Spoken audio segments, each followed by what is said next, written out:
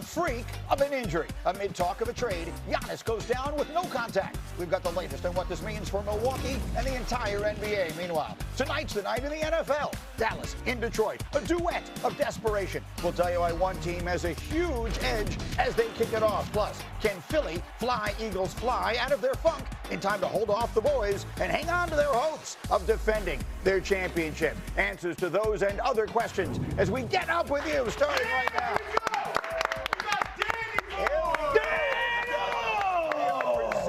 He's back! Hey, glad to be here. Thank you, Electrostatic. Survived gout. We are presented by DraftKings Sportsbook. The Bus and Boys are back. The regular Thursday crew is here. We have a few tricks up our sleeve this morning as well. But before we get to the crazy football and the Cowboys tonight, we got to get to the bottom of what happened yesterday with Giannis. First in the afternoon, and then in the evening with this. Giannis suffering a right calf strain, and all the details in a moment on that.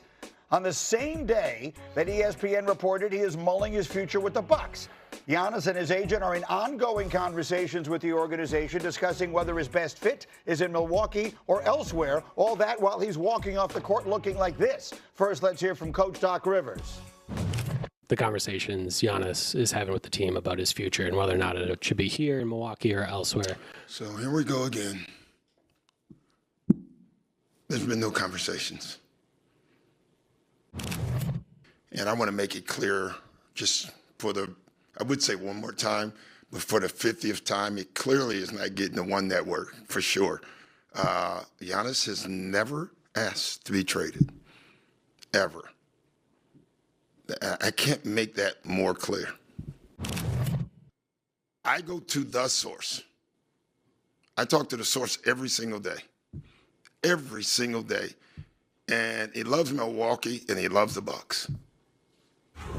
So there's all of that. And then there is this man, Brian Windhorst, the Windman with the iconic skyline of Omaha, Nebraska behind him.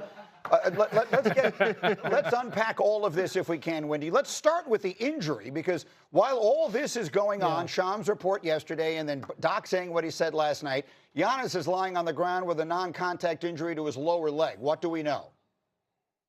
Yeah, so very good news here. The Bucks have ruled out an Achilles injury. This was obviously very concerning to see. He immediately had an MRI last night to determine the severity of what they have called a calf strain.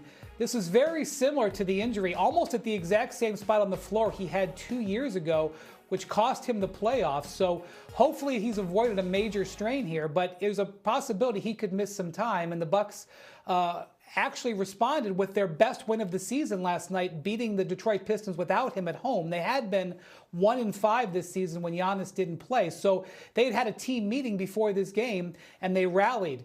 Now, in the wake of the Shams report yesterday, as you canvass the league a little bit, there is certainly curiosity about whether Giannis will push the envelope here, because he has done this before, where he has talked to the Bucks about uncertainty with his future.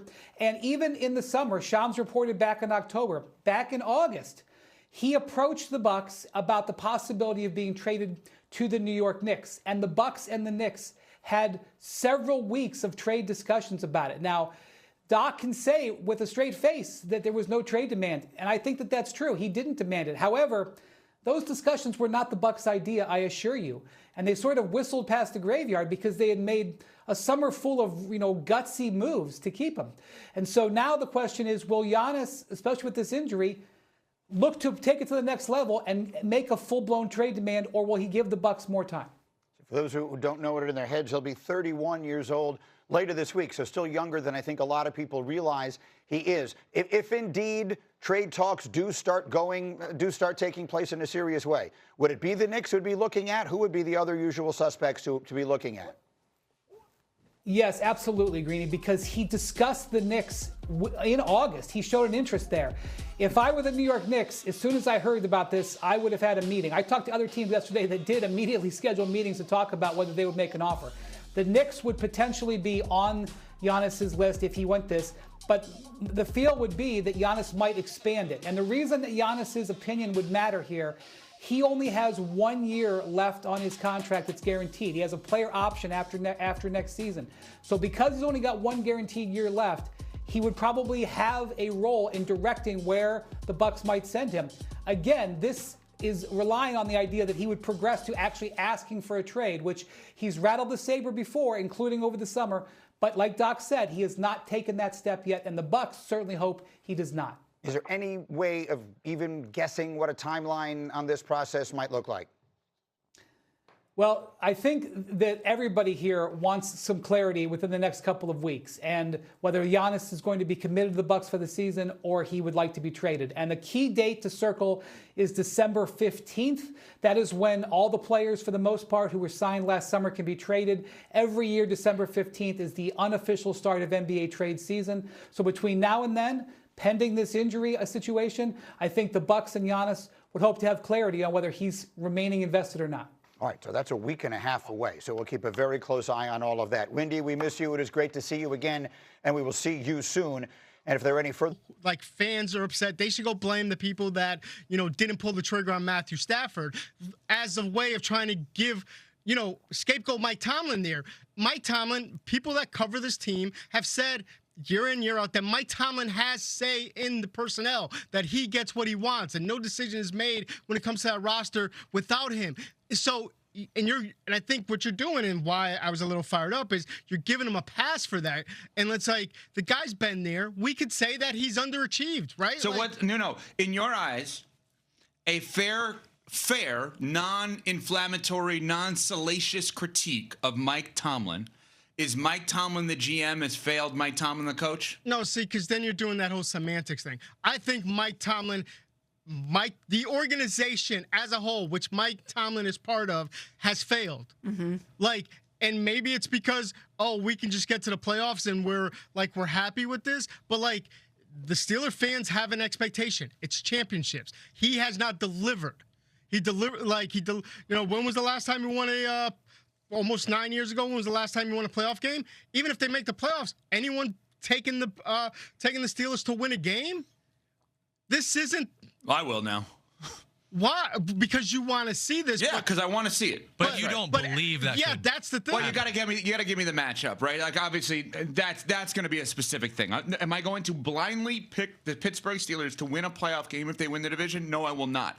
If you give me a specific matchup, could I pick them to win? All right, so they would be the 4 seed. Right. They would probably right now they would be matched up to play the Chargers. That's a tough one. Could I see it happening? Yes, I could. Okay, yeah, I could absolutely see the Steelers being in charge. Okay, the Bills might win enough games to get into that 5 spot. That would be a hard one. I would probably not pick the Steelers in that one. That would be Right, I know, but I'm saying what we see in a few weeks is different than now. If we're picking as a show, better not. Well, is the Steelers' goal to win a playoff game or to get to the Super Bowl? Well, that's interesting because I think right now it's to win a playoff game because they haven't done so in a long time. Okay, but imagine telling that fan base that is the goal, even though that is a step forward from what's been happening. That is not enough for them. Do they have disdain towards Bill Cowher? Seriously, I actually don't know that question. Do they blindly love Bill Cowher or do they not love Bill Cowher? I actually don't know the answer to that. This is not like a setup question. I'm curious. There was some heat around Bill Cowher until he won one at the end.